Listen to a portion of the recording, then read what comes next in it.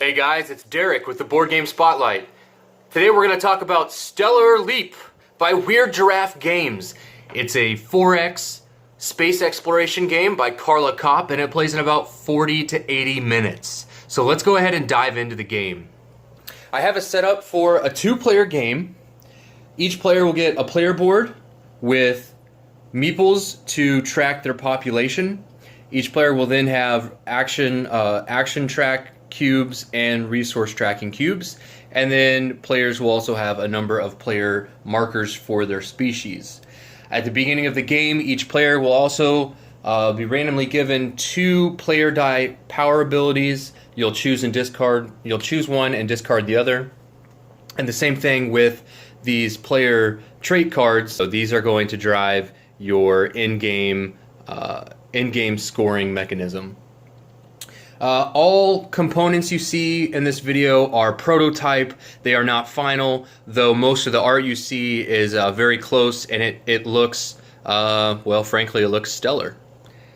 So I've gone ahead and I've progressed the game further along so that you can see how a turn would take place and how it would unfold. Let me go ahead and run you down what the universe looks like. At the beginning of the game, you're going to set out a 1 through 6. These are the dice that will activate planets to generate resources. You're also going to take a number of mission cards, 2 times the number of players, tier 1, tier 2, and then tier 3. And then there's going to be a cool community power-up die that all players could use in place of their personal player one. And you have 3 decks here of cards. You have safe planets, dangerous planets, and then the event deck. The difference between the safe and the dangerous planets are that there's a little bit higher reward, but more risk in the dangerous planets. Their threat levels are much higher than safe planets, and we'll get into what threat levels mean here in the game. So on your turn, you're going to recover exhausted population. So if on a previous turn you have used the labor division, you'll move a meeple from exhausted back over to regular population. You will then roll 2 dice, and then this is how your planets will generate resources. So you have a 5 and a 4. We could then activate any of our either our player die ability or the community. So normally when you roll, you're going to activate two columns of planets. So you would activate the 5 and the 4. This is assuming you don't use any of your player abilities.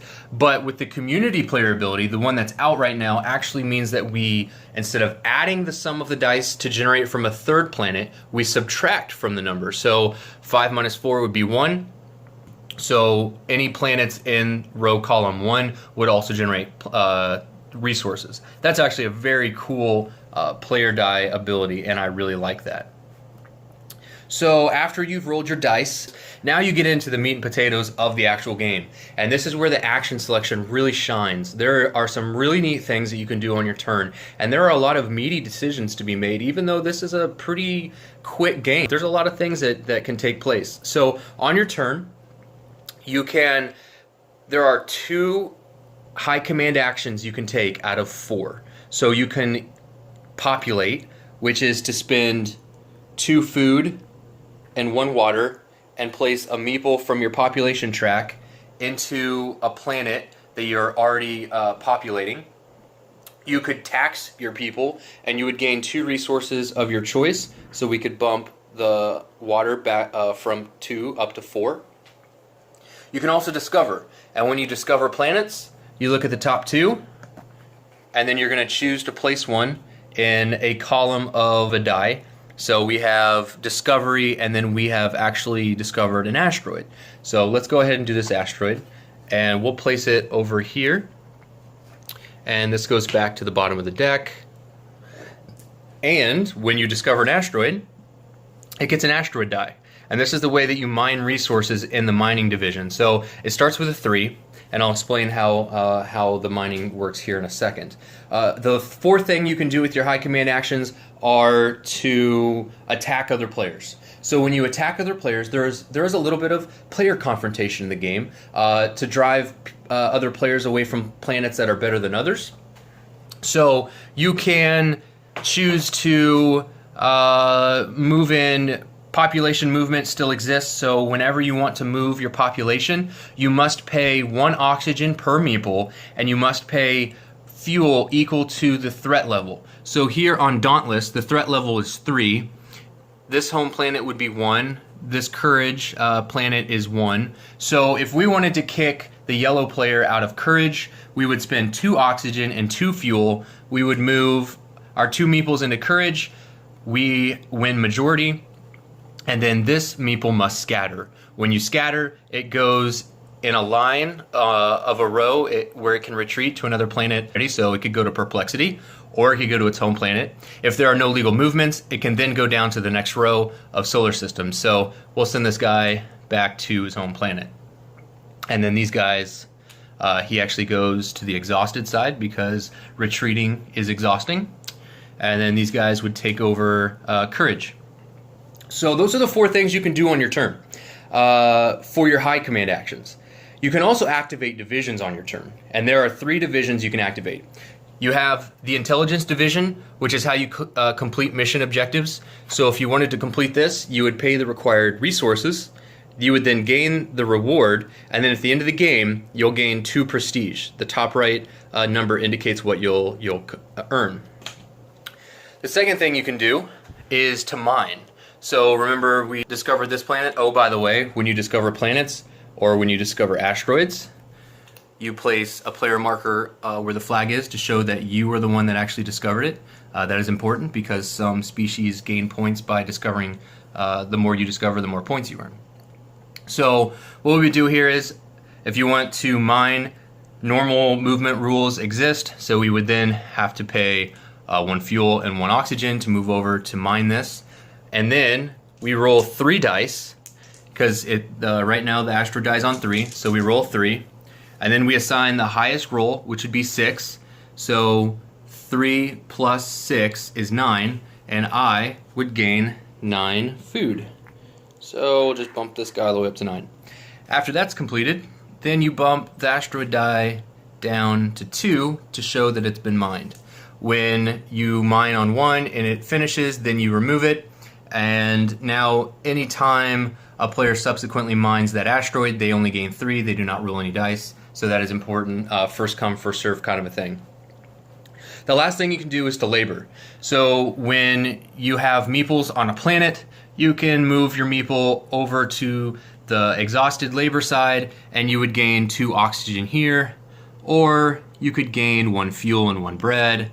Over here you have 2 water, and so on. So that is a way to also generate resources. So there is a lot of resource generation in this game. Carla and her team have done a really good job of mitigating the randomness of the dice, because you have 2 player die abilities that you can use. The better you scatter your meeples across the universe, the more likely it is that you will gain resources. So distributing your meeples, your civilization across space is really important in cutting down on the luck factor. So that is really cool, and I really like that.